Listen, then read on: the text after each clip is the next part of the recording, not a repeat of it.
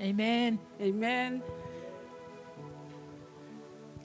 Tau kamata ake tau worship he aho ko ni e kula watu e ki ves folofola ko ni ke tau kamata ake.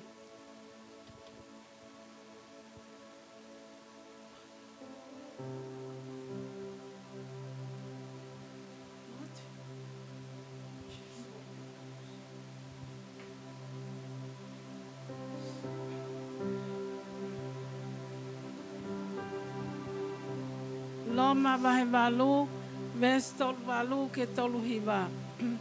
Ai au pehe mai. Seu ke o kute tui, e kai lava e he mate. Amen. Pe koe mo ui, pe koha kau angelo, pe koha kau pule, pe koha ngahi mea kulolo tongani, pe koha ngahi mea ka hoko mai, pe koha ngahi maalohi, pe koha maolunga, pe koha loloto, pe koha mea e taha i natula, e ikai tene lava ke motuhi ki tau tolu, me he ofa ai otua, aia o ia kalaisi su ko tau eiki. Amen. Amen. Tai e kainga i he aho ko ni, tala mai he folofola, e kai peke to iai ha mea i e taha, i he mamani ko ni tene lava motuhi ki tau tolu, pia me he ofa a kalaisi. Yes. Amen, Lord. Pia ka pau leva o pehe, ai se kiwa ai ofa a kalaisi, pia mo e tau malu i he ofa a kalaisi. Amen. Pia o tau leva mo ki tau tolu ke tau whakawhetai, ke tau whakahikiki, ke tau whakalangilangi i ai otua. Hallelujah. Hallelujah.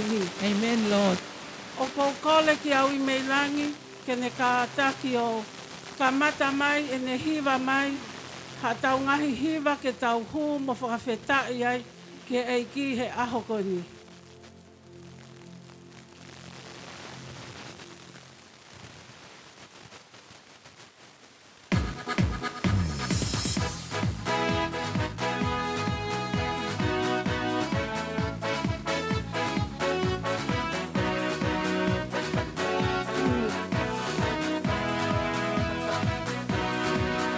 You are Lord, you are Lord, you are Lord and worthy to be praised. You are Lord, you are Lord, you are Lord and worthy to be praised. You are Lord, you are Lord, you are Lord and worthy to be praised. You give me joy, joy, joy, you give me love, love, love, you give me peace, peace, peace, joy, love, peace. You are, oh Lord.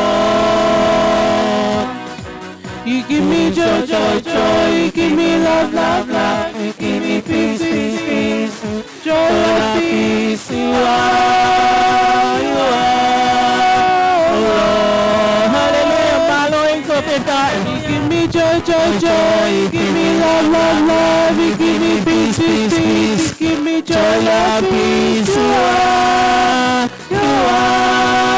oh Lord.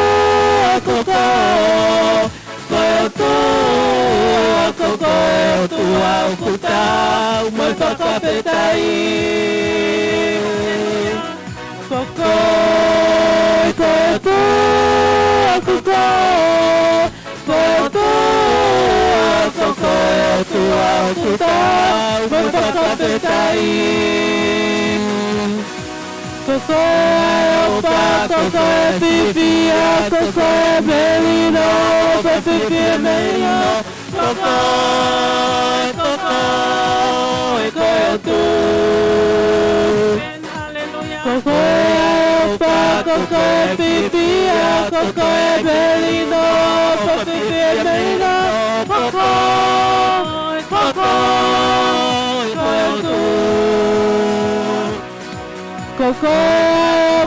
cocoa pipia, cocoa melino, pipia melino, cocoa,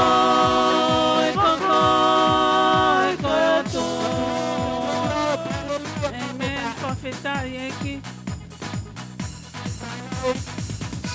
Feta yeki. Hallelujah, Lord. Feta yeki. Thank you, Jesus.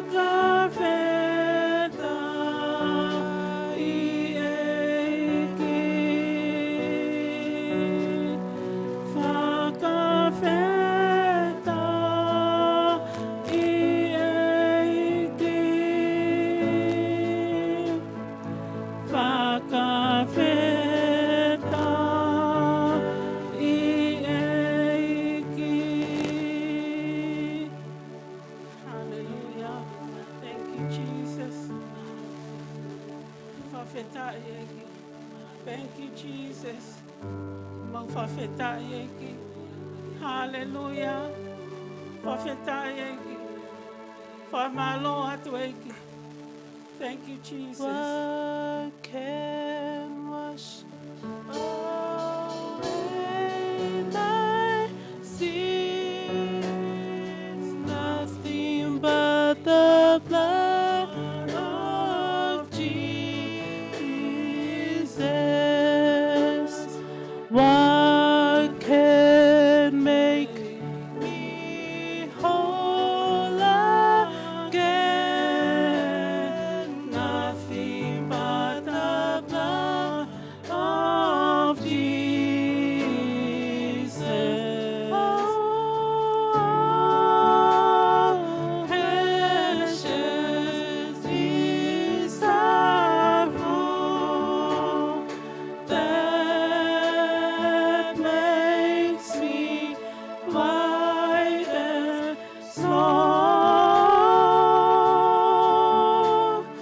No other fount I know, nothing but the blood of Jesus. Oh, precious is the flow that makes me white as snow. No other fount I know,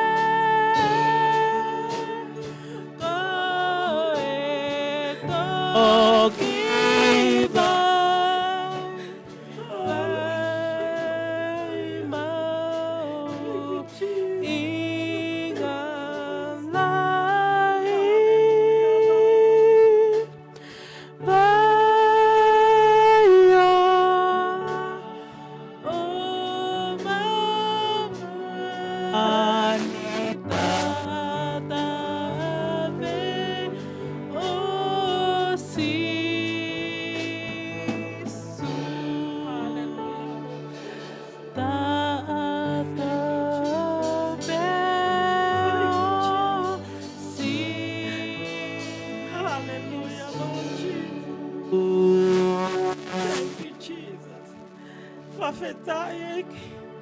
Whawhetai sisu. Whawhetai eki. Thank you, Lord Jesus. Thank you, Lord Jesus. Thank you, Lord Jesus.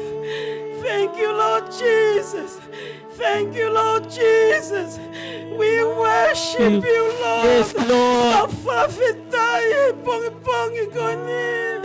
Mawhawhetai whalangilangi a Fiona. Aku haunga o mauloto e whiawhi koni. Aku haunga o mauloto e kiki a Fiona. Kau hipe ko tata e a Fiona. Ko tata na ki lilingi e kolosi. Kau hiko ki mautolu ka kawanga hala. Kai whawhitai o tua. Lolotonga e maunofo e manu e hala. Kua hoko mai o alo. O whaki e ne maui. Kau hiko ki mautolu. O ku maulau maui tai ngata e au koini. Kau hipe ko tata o sisu. Mau whakawhitai. O ku mau whakalanglangi a Fiona. Whakawhitai o tua. Mau hofanga e tata e a Fiona, Lord Jesus. Koia ho mau moianga he ngahi au koini. Ka ko tata pe ko sisu kalaisi. Koia ha mea te mau tua ki ngahi au koini. Ka ko tata pe o ko sisu. Koia ho mau moianga. Koia ho mau whaito. Ka ko tata pe o ko sisu. Koia mau moianga ngahi au koini. O mau tua pe he tata.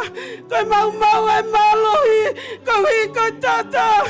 Kau mau walk in victory. Kau hi pe ko tata sisu. Kau mau tu ya ministry ko ni. Kau hi pe ko tata sisu. Kau mau maui me ngai maki. Kau hi pe ko tata sisu. Kau mau e maui. Kau hi pe ko tata sisu. Piang mau whakawhetai. Ia ia ko ni. Aku mau e malo. Aku mau walk in victory. Aku mau e tapu aki. Kau iko tata ko ya. Tau mai ake mau ilo. Ai malo i tata ko ya. Aku mau walk whaka. I malo i o tata ko ya. Koi tata ko ya. Koi ha mau moianga. Koi tata ko ya. Koi ha mau fufuluanga. Koi tata ko ya. Koi ha meanga heal. Every sickness ko tope. Aku ne anga to. Ngai whaingata ia ko tope. Whakasino. Whakatamai. Whakalaumali. Ko hi ko tata ko ia. Toko eki he pongpongi ko ni. Ke mau ilo. E malohi o tata ko ia. Ke mau ilo ke o si o mai ki a te mau tolu. E malohi o tata e a Fiona. Kai ke iai hamea. Ke mau tauri ai ngai aho ko ni. He ku mau e tata e ko sisu kalaisi. Ku ke hanga o lilingi a ke mau moui. Peo kai ke to ia hamea tua. Te mau toi toai. Without trust. Koe tata peo sisu. Koe mau mo ui he aho takta. I he mamani kone o whanua i he mahaki mo e mea keke. Oku mau mo ui pe he tata. Pe aku mau ilo. E mau e malohi ko ia he tata. Oku mau ilo, mau e pawa. Oku hulu atu ia toi pawa i he mamani kone. Kau i ko tata e ko sisu kalaisi. Kau i ko huafa e ko sisu. Jesus, thank you. Huafa lai. Kau huafa i ok mapelu ki ai. Ai mea mo ui ko tope. Kau huafa i te is above all names. I he mamani koni. Kau taime ok maule ai. Thy good name, Lord Jesus. Ake tata eko sisu kalaisi. Ake huafa lahio eko sisu kalaisi. Oku pulia e fili. Oku nau lele, oku nau tete. Kau hi koi malohi. Oi huafa koia. Kau hi koi malohi. Oi tata koia. Koia ia ho mau moianga. Koia mau tua ki ngai aho koni. Pang mau whakawheta ia tuai eiki. We give you all the glory, he pong pong kon. We give you all the honor. We give you all the glory, O Lord, because you deserve it all. Oku tau pe moko e whakalanglangi I taimi kau mai taniti. Amen.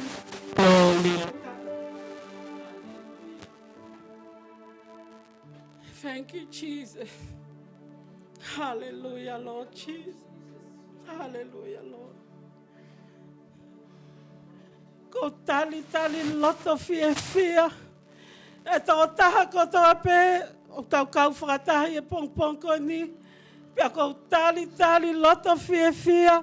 E taha ko tō ape o ke mamata mai, ke polokala mai GBG, Global Ministry, I he fiafi ko ni. Whawheta I ko hui ko tau lama hao ai otua, o tau lavenga monu ai he aho ko ni. Pia tau whakawhetai o tau tuku ai kololia ko tō peke he otua. Tau mai au tau poto. I hono kalofaki e tau mo ui me he whili. E ngai whakamate anga.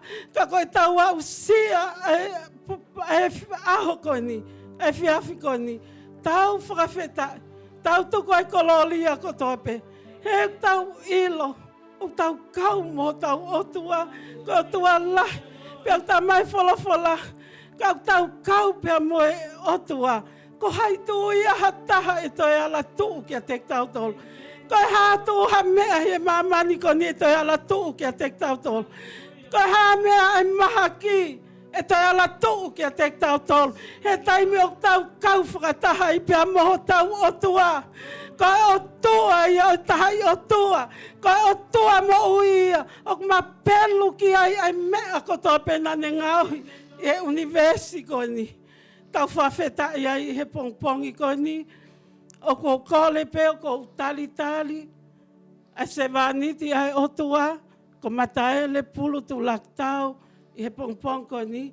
Ke ne kātaki mai o ne mea mai. Ki mua ki e pulupiti. Ke ne vahe e tau Folofola. I aho ko ni. Malo.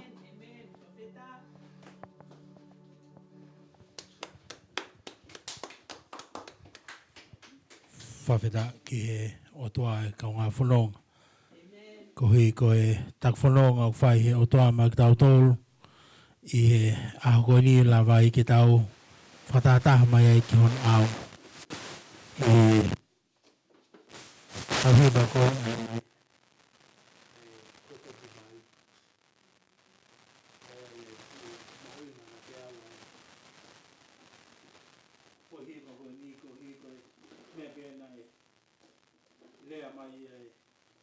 Lau Maria e o tua kia te au. Ai mahuima. E kaunga whanonga. Ai Lau Maria e o tua. E nofo I he loto siasi e mai ako ni. Mapau e mawahe Lau Maria e o tua. Kani mea hate mahuima.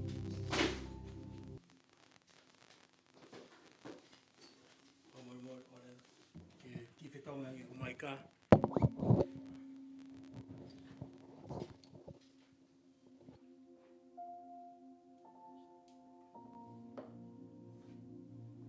Kale o moe kaunga whanonga I ako ni. Ka te mami o moe ka whanonga.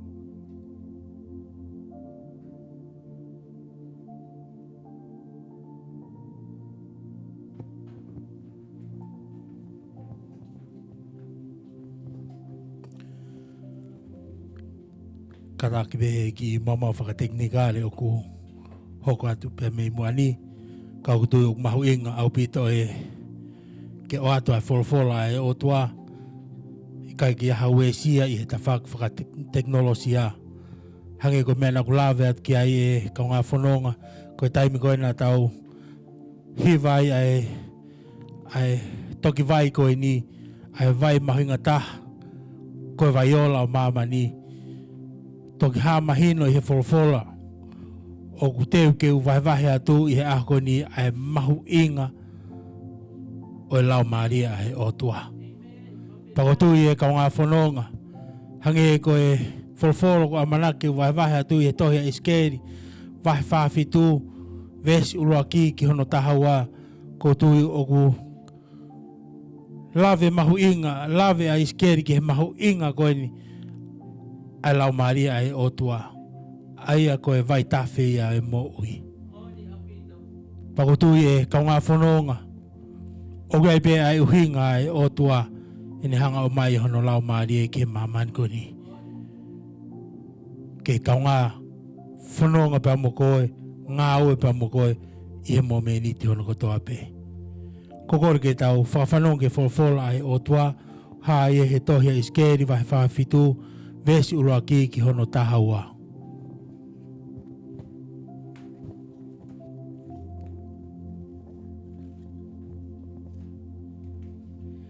Isikeli wahe whawhitu, vesi uraki ke tahawa, ai au pehe. Pea ne whakafoki au ki he matapā o e whale, pea tā o kuai Hawaii o kuhu ki tua, me he lalo tuunga matapā o e whale, o Tafe ki hahake, he koe matawhale na e hanga ki hahake. I o koe vai ena o Tafe hifo me he lalo ve e matapā to o matau o e whale, I he potu saute o oli tā. Pea ne taki au ki tua a, I he matani kolo toke lau, o ne ave au o takai I tua, ki he matani kolo tua, aia o kuhanga ki hahake. Tā koe vai ena o kungalili mai me he ve e matani kolo to o matau. I he hū ki tua e tangata ki hahake, na ne to'o hakawhafua, pea ne fua atu haki upite e afe, pea ne toki whakalaka atu au I he vai. Tāna e au ai vai ki he tunga I vae. Pea ne fua atu haafe. O ne whakalaka atu au I he vai. Tāna e au ai vai ki he tui.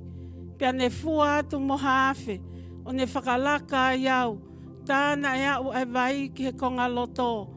Pea ne fua atu haafe. Tā koe Vaitafe o I kai te ulawa ke a ai. He kuololoto ai vai. Koe vai ke whai ai hakakau. Koe Vaitafe o kai ke lava ai haa. Pea ne pehe mai ki a te au. Hako I tangata. Ko ke tokanga ki ai. Pea ne taki au o whakafoki I he ve e Vaitafe. I he eku foki mai. Tā o ku lahi au pito ai akau I he ve e Vaitafe. I he kau vai koe moe. Pea ne pehe mai ki a te au. Koe vai koe ni o alu atu ki he siakale koe I hahake. Pea ku hifo ki he alapa. Pea ku wau ki he tahi. Ia o ku wau ki he tahi ai vai na e whakahu ki tua. Kai mo ui ai tahi. Pea e whai, pea I longa ha mea mo ui o ku whetu ani I he tahi e mo ui.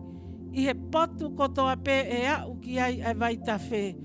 Pea I ai ha fuunga I ka lahi au pito. He kua au ki ai ai vai koe. Pea kua mo ui. Io, e mo ui ai mea kotoa I he potu o wau ki ai ai Vaitafe. Pea e whai, pea tuu I hono matatahi ai koutou tai. Koe whei tuu mei eniketi o au ki enieke laimi. Koe potu ia ke lafo kupenga ai. E whaahinga kehe ai ka. O hange koe ika o e tahi lahi. Koe mea lahi au pito. Ko hono ngahi potu pela. Mono ngahi potu ano. E ikai mo uia. E tuku peke mau e masima. Pea I he ve e Vaitafe. E tupu I hono kau vai koe moe. Ai a kau kai kehe. E ikai mai hono lau. Pea ikai hala hono fua. E polo I he mahina kotoa. He kono vai koe o kuhuia me he potu tapu. Pea kono fua o kumaai me akai. Pea kono lau o kumaai whaitoa. Amen.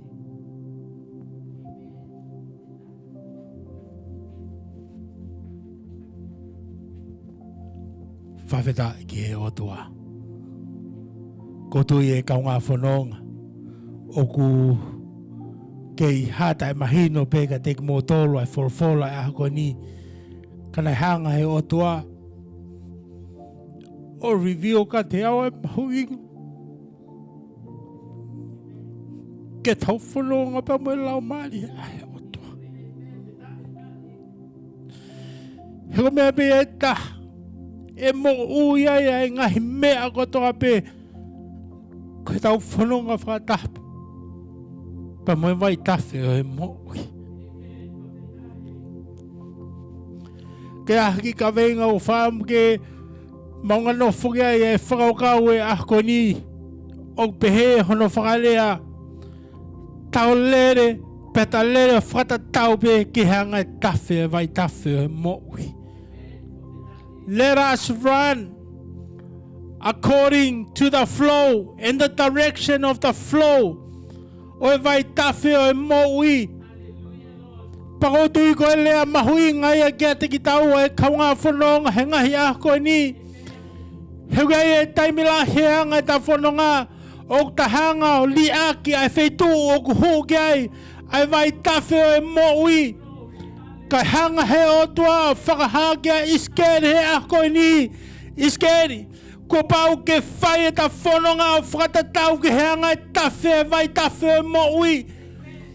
Ka Tafe Vaitafe mo ui hahake. Ko pau ke taha hanga ki hahake. O whaia e ta whanonga.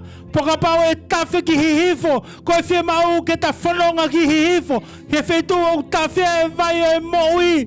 Ko hi ko mea pe ta e mo ui ai a mamani ko ni. Ko ta whanonga Fakatatau pe mo he Vaitafe e mo ui. He ku taha pe e Kaveinga e Vaitafe e mo ui. Kia o ki he tahi. Ai Vaitafe he mo ui. Whawhita. Talamai he Folofola e ako ni. Let us run according to the direction o e flow e lau maria e otua. Let us run according to the direction. E peko e wheitu o Tafe ai e lau maria e otua. Ko e taimi kotoa pe o te lawe ai ki he Vaitafe e mo ui. Ko e uhinga ia e taha e Folofola. Ko e lau maria e otua i he ahko e ni. Ka he ahko e ni o ko whaam ke raki lawe ki he tohia sione. No whaata sisu i he whukatoa ngā. Pakoutui na e taitai tokanga pe e kakai. Ki he mahu inga e Vaitafe o e mo ui. Pe tuha ke e ki o ne kalanga. Koko e o koe whainua haua inu. Koko e o koe tuipik tai ki a te au. Iho manawa e Tafe ki tua. Ai vai e mo ui. Tau sio e kaunga whanonga ki he mahu inga ki he eiki. Ke Tafe e lau maria e otua peko e vai e mo ui. Mi he mo ui e tangata. Whate whito ia, me hanga ta tui piktai o whai ke eki. Whawhetai. It is about the flowing of lau maria e otua. Ka lava ke tau e Kaveinga e otua. Ki foi mamani koni. Talamai he tohia senesi. Na e whakapouri e foi mamani koni. Pena e mau ngā noa e mamani koni. Pena e whonu whakapouri e mamani koni. Mea be tahane e amanake anga ke he moui e mamani koni. Ko e ofa ke lau maria e otua. Ai whukaitai. Oh, whawheta. Which mean ka te au i Folofola e ako ni. Ka whanonga toko taha pe e Folofola. He kai kia hamanaki angai. Ka koe taimi koe nai kamata ke lea ia e otua hene Folofola. Talamai nai o whaki. He lau maria e otua. Which mean the Spirit of God was moving upon the surface of the water. Oh, hallelujah. O ka pau nai pehepe e anga e whau he otua e foi mamani koe ni ai mahu inga ke ha ke Tafe a lau maria e otua he mamani koe ni ka lawa ke ha amana ke anga e mo ui whiwhi ai ki taua he a koe ni. Oh, hallelujah. Ia foki he Folofola e ako ni. Toko mua ke ia haki I talatawai whale. Whekawak pa mua Folofola e ako ni. Koe visone koe ni. Na e sio ke ia Isikeli. I he taimia na e taki poa pula I hono kakaiki Papilon. Pena nau hanga hameki. Ai tempare tapu ai otua. Pe kua holo ai tempare ia. Na e langa e Solomoni. Pe kutui. Ok tau pehe pa tau whawhihuia. He ako ni. Kako e hano hinga. Na e oangi ai kia Isikeli ai visoni koni. Hiri ko ia kua holofa ai tempare tapu ai otua. Hiri ko ia kua hawe a tempare tapu ai otua. Ko hea no aonga. Hono o mai ha whahinga visone pehe. Kia te ao. Kia Isikeli hono taimi. Because everything is down. Down. Havek. Havek. Paka taimi kua nau nofa ke Folofola ako ni. Pehe mai ai otua. Oku pehe pe ai tempare ku langa he tangata. Pea whakalele he tangata. Ko hea holofa. Holofa. Holofa. Havek. Kai pehe mai ai otua. Kilo I hono uhinga. Oku hanga e auia. Tuku hifo. Pau haveki a tempare ko ia. Kai tuku. Keu toki langa e au he au tolu. Oh, hallelujah. Taimi ko na unofa ke Folofola ko ni whakamanatu mahe eki. Na uosi talabe. I Jerusalema. Kia ha tempare kumu mamata kia te uhanga au iaha. Tuhif. Tuhif. Kau toki langa e au he au tolu.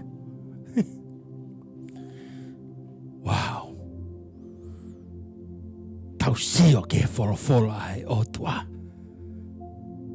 He talamai he Folofola e ako ni. I hanga visone e Isikeli. Nane hanga whafokia. Ke mbata pao e tempare. Why Lord? He ko have e tempare. Ko tai aonga e tempare. Koe mea ia nau whawhihu I ke otua. Ka mehe mahe otua. Now it's time for me to rebuild the temple. According to how I want my temple. Kaunga whanonga. Taimi lahi ku hanga he otua. O haveki kita. Ki lalo. Ke te au ke lai. Osi, kalawa kea, kai toki fotu uia he otua. When I heard this revelation, it means ia, koe fufua tempare, ok tokanga ki ai eiki, koko ia pia moahu ia koni. Everything, ko hinga na ke foua, ngai vai hala keke, kohi koe, koe tempare koe. Amen. But sometimes, koe tempare a koe is too pride. Kai whito. Hori pe, ke whanonga I he tūnga koe. Kai pe mai aiki. That is why I have eki you. Because I want to build you. Whawhitai ke iki. Koe hinga ia Isikeli.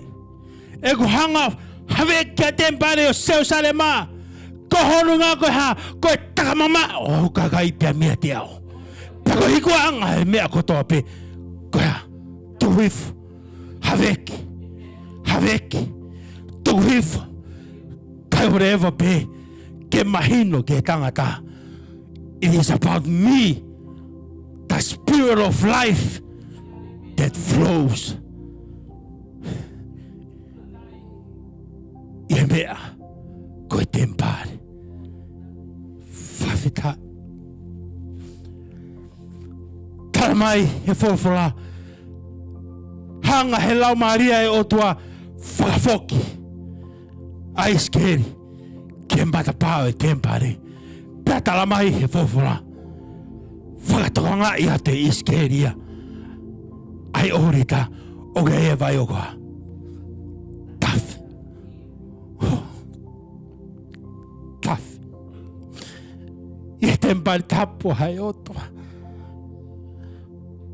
Ofo ai mo'i hai Isikeli. Ka koe mo'oni whakai otua. Kupau ke hoko ia. Kupau ke tafe ai vai o e mo'i. I loto i tempare tapu hai otua. Peko lea he otua.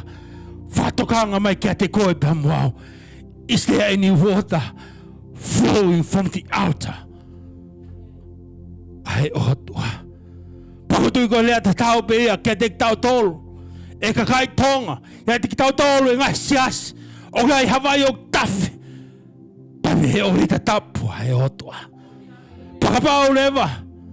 Ko fuano pere pela pe. O tuma.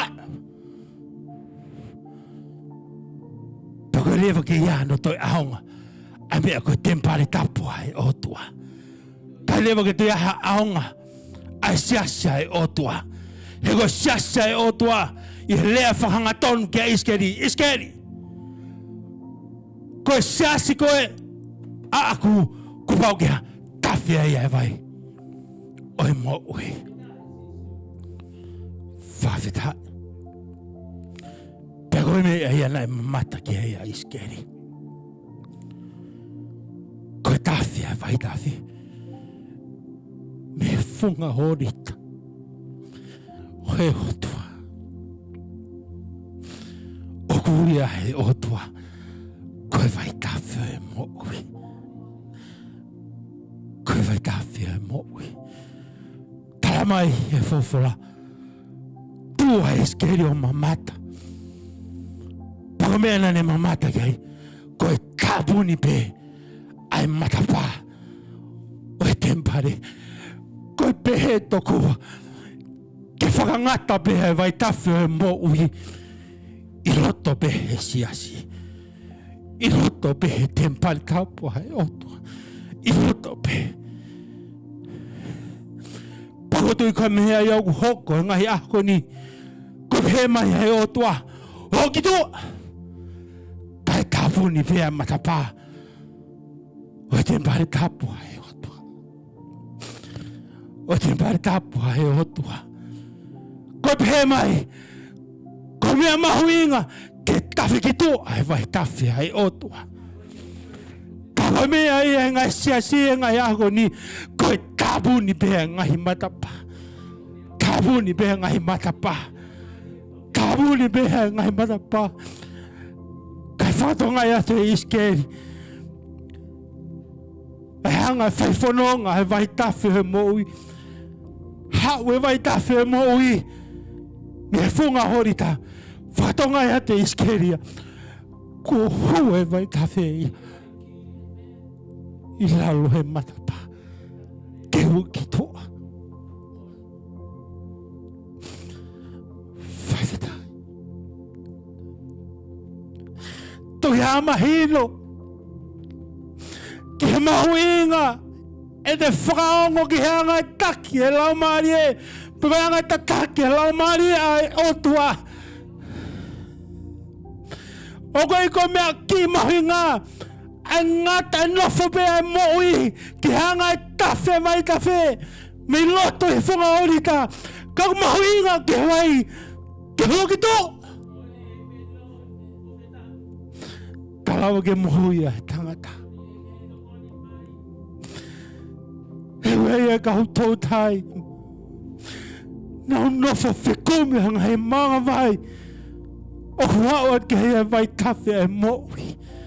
Kalawa ke whai hanau tau tai. Kai tata buni pe. Ai matapa e tempare tapu hai otua. Pako mea nai hoko. Whakatonga ia te Isikeli ia. vai goe o tafe. Pa me he orita. Kua huia. I he lalo matapa. Ohu ki toa.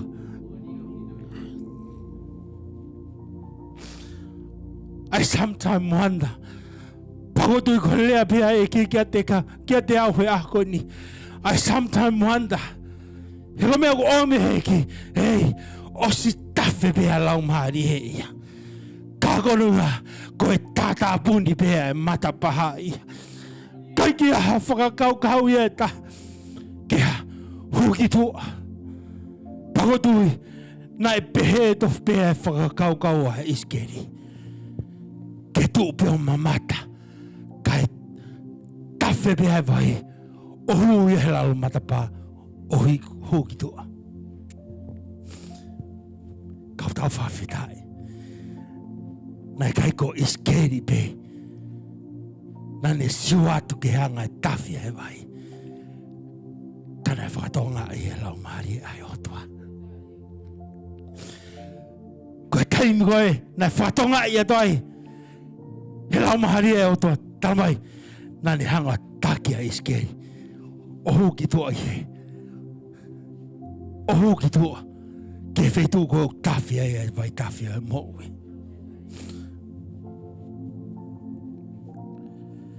Kawa whonohonga. Mahuhinga. Ai tataki o lau mahari ai otua. That is why it is important ke tataki ho moui he lau mahari ai otua. He koe Kaveinga pe ai otua. Koe le ave koe ke whetua tafe ai hono lau mahari e. Amen. Tafe ke hake. Hake. Amen. Tafe ki hifo. Ke longo mea o tau wha misi ai. Ai appointment ai otua. Koe pehatu. Ke ta alu haki hifo. Hake. Alu koe ki whe. Hifo. Amen. Pakapau ko lau mare o tafe ki hifo. Ko taimu o tafe hifo. Koe whakamu ke taha. Alu whakataha ki hifo. Amen. Kage alu koe ke wheitu ke. I think that was my problem. Amen. He ko mea o whi mau he otua. Koe ke whiunga pe. E te lau. Ki hanga tafe a lau maari ai otua. Ka ko mea o whi mau he otua. Ka pehatu. Hahake. Hahake. Ka pehe mai. Hihifo. Amen. Ka pehe mai. Niu tō ua. Oh, hallelujah. He ko mea e nai whai he lau maari ai otua. Talamai he Folofola. Na e tafe e Vaitafe mo ui. E whetu uhahake. Amen. Osko ia. Whau I mai he lau maari ai otua. Isikeli. Ko mea o ke wha misi ai appointment ai otua. Ko tūpi ko mamata. Without doing anything. I au he otua. Ka talamai he Folofola. Kana e tataki au he lau maari ai otua. Oha. Whakau ki tua. Talamai he Folofola. Nane hanga awe a palofita ko ngo Isikeli. Kai ke ngata hane awe pe ki tua. Kane hanga awe ki whe. Tawhaki hahake. Amen. Ka talamai he Folofola. Sio ato Isikeli. Kea ngalililili mai aia. Yo. Hallelujah. Whakawheta. Oh, hallelujah. Tau sio. Pikai ke ave Isikeli ke tawagi hake. Kalau maria ni o tuagua ngalilili mai. It means he is so hungry to get out. Amen. Amen. Hallelujah. Talatu helau maria. Tau I hake. Pihat goia. Ikai te hifo. Tani nege. Tai ilo koe ngalilili lau maria ai otua. Hallelujah. Whawhita ke he otua. Talamai he Folofola. Hanga he lau maria ai otua. Avea Isikeli ki tua. Isikeli. Hei kai te kei nofoi pe he foi tapa wha e wha. Neongo ku ha. Tafe lau maria me funga orita. Kako e uhinga. Ai tafe lau maria. Ko hika Hukito. He tala mai, he Folofola. Ko taimu ka hifu mai e lau maria e otu. Ai lau maria manuni. Tamai kia. Ko taimu tau toki hai. Out. Out. Out. Out. Ka pehe mai he Folofola hia. Kilo e taimu koe o kuke out Fakatatau apa mo lau maria e otua. Ngalilili atu e lau maria. Oh. Which mean, hange e lau maria hatokota. Na nofo I loto a for many years. Ka koe ki taimi ko toku tau atai nai. Ki tua o ku ngalilili. Oh, oh, I am a hungry man because I have stepped out. You know what really caught me? Koe taimi koe na step out di haya Isikeli. Koe taimi na to mai he lau maria e otua e kafufua.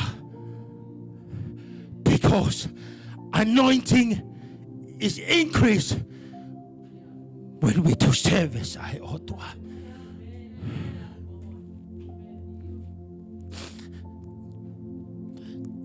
Taimi koe nai ako ai palofita koe nua Isikeli. Kene hukito. Koe taimi nai toha kei. He lau maria e otua. Hakafufua. Kene fua. Pe koe tukunga whewhea lau maria e otua. Ia mo oia Isikeli. Oh. Kai ke to. He lau maria e otua kafufua. He taimi koe nai kei nofo whare pēha Isikeli. Kei nofo pēha Isikeli he tempa tapu e otua. No, he never took it out. But when he goes out, because anointing is about service, ai otua.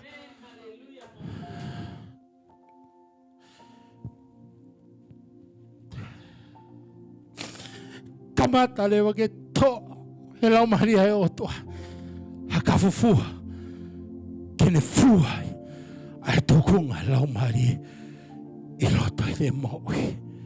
Talamai he Folofola, na ne fua te afe, osko I hapane ha, tuka Isikeli ki hatu. Fua tu, ngata pehe, tungai vai. Ka pehe me lawa, nofo pehe ai. Fai pe tanga haui.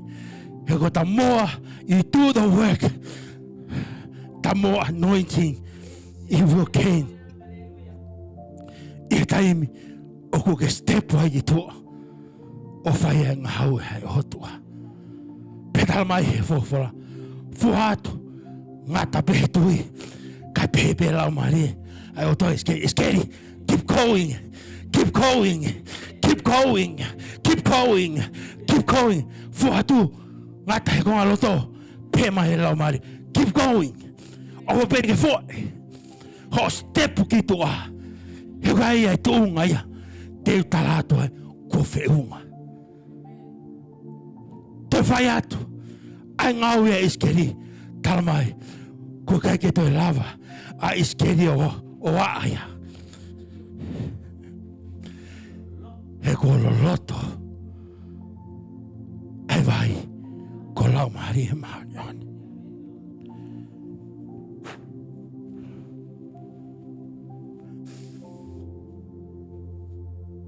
Ko lea lau mari.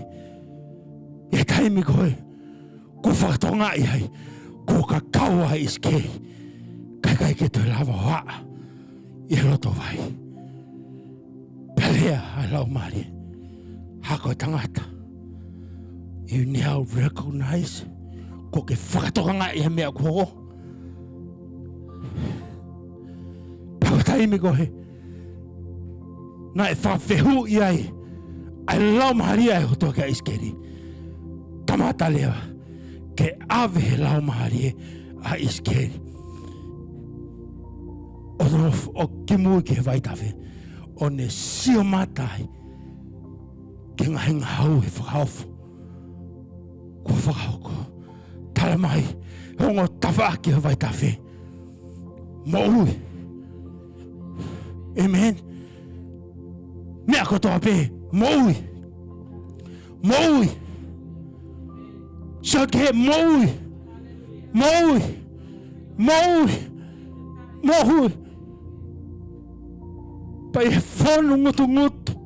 Ai mo uia Isikeli he lau maharia e otua. Peto kilea lewa. Ai lau maharia e otua ka Isikeli. Ai uhinga. Ai le Kaveinga. Ke ao. Ai vai e mo ui. Ki tahi. Ka hupau kea. Fou atu I alapa. Ko alapa is a desert. Tausio. Ke he mahu inga. Ke te kakau I he lau maharia ai otua.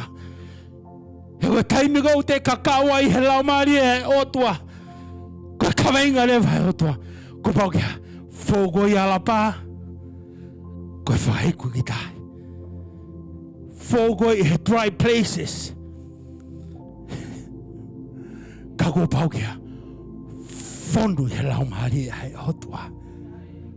Oh, hallelujah. Pako tu e kaunga whanonga. Ko fie mau e ngahi ako ni. Ke ua te whaha. I loto whakalau mahari. Ka ko pau kea. Kakao. Kakao. Kakao. Pa whakawhehu ki heiki. Vaitafe. Pako mea ko omi heiki. Ko taimia o ku Lele klo polo ai. Ai ngau e hei otua. He koe whetau ki anga ngai whonua. Kofi. Ko tai.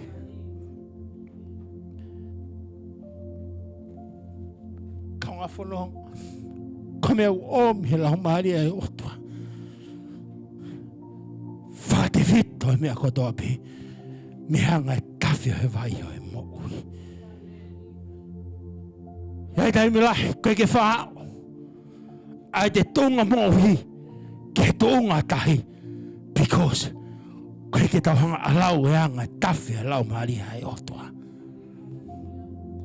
He ko mea o whia mau he otua koe lahi taha. Toko taimi koe nau no whai ke he Folofola ako ni. Whamanatu mai he eki. O ke ai e Vaitafe e ua. Koe Vaitafe he mo ui. Peko e ano, pela. O e tokanga mai, whakatokanga mai e ike. Ko e ano pele pela. O i kai ke te Tafe ea. Stagnation. Slum. Pako e whainga vai a ko ia. Lau he Folofola. Hei kai peke mo ui.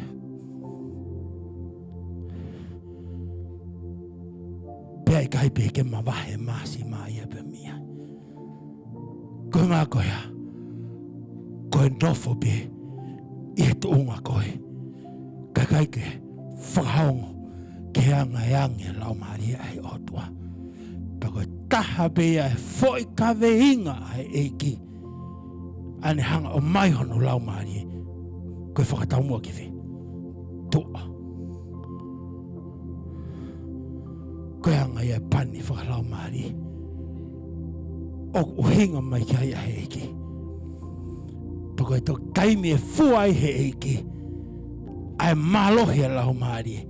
When we learn to step out. Pa koe uhinga ia Folofola. Na le awe ka Isikeli. Isikeli. Io ko hanga whakata. Ke haveki a tempari na langa he tangata. Tawai e tempari ia. Te ulanga ia e au. Ko lau maria he otua. Pea koe tempari ia ko ia. Whaam ke Tafe.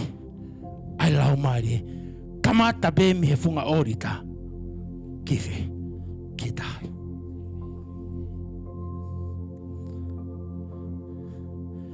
Pakotui e uhinga whakafolofola e ako ni. Koe tahi mate. Na e pau ke Tafe ki ai. Ai Vaitafe e mo ui. Hallelujah. Pakotui e kaunga whanonga. Koe kia. Kalava.